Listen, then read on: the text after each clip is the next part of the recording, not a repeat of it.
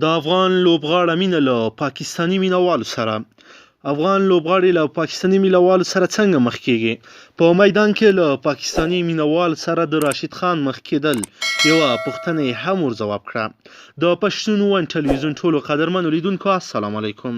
وخت مو په خیر ملګرو، که چیرې مو زموږ چینل نوی سبسکرایب کړئ زموږ چینل سبسکرایب کړئ او خوا کې ورسره د بیل نشان وهئ ترڅو زموږ له هرې نوې ویډیو څخه خبر شئ.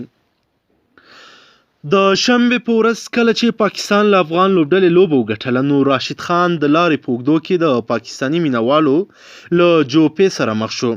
هغوی له راشد خان سره له ډېرې مینې انځورونه وویستل او سیلفي تصویرونه یې ورسره واخیستل. پاکستاني مینوال له راشد خان څخه پوښتنه وکړه چې آیا ته به په پاکستان په سوداګریز کرکټ سیالیو یا PSL کې ولوبېږې؟ راشد خان ځواب ورکړ، هو، زه غواړم چې د PSL په 5م پړاو سیالیو کې ولوبېږم. راشد خان د افغان لوبډلې یو پیاوړی بالر دی، د نړۍ په کچه مشهور دی او د نړۍ په کچه مینوال هم لري. انګلستان، استرالیا، افریقا، ویسټ انډیز، نیوزیلند، هندوستان او نورو ځایونو کې مینوال خورا زیات دي. په همدغو ځایونو کې مبصرینو توپ اچونه او فطري وړتیا ستایلې ده.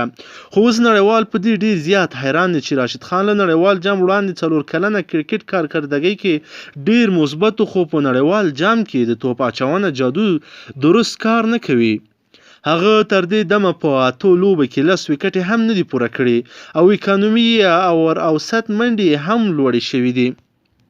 له نړیوال جام وړاندې هغه په 3.03 اکانومي توپ اچونه کړې وه او اوس یې اکانومي له 6 بره ده.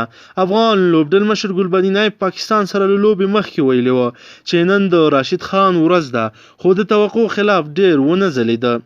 لوبه هغه وخت له واکه وشوه چې کله پاکستان ته په 12 توپونو 14 منډې پاتې وې او وهاب ریاض د راشد خان دوهم توپ د شپږیزې لپاره ولوباوه. اوس راشد خان په مثبت ځواب سره پاکستاني مینوال خوښ کړي، خو اسیا جام کې راشد خان د ګوتې په خورولو سره ډېری پاکستانیان غوسه کړي وو. ملګرو، که چیرې غواړئ چې د کرکټ له هرې نوې او تازه پیښې څخه خبر شئ، زموږ چینل سبسکرایب کړئ او خوا کې ورسره د بیل نشان وهئ ترڅو زموږ له هرې نوې ویډیو څخه خبر شئ.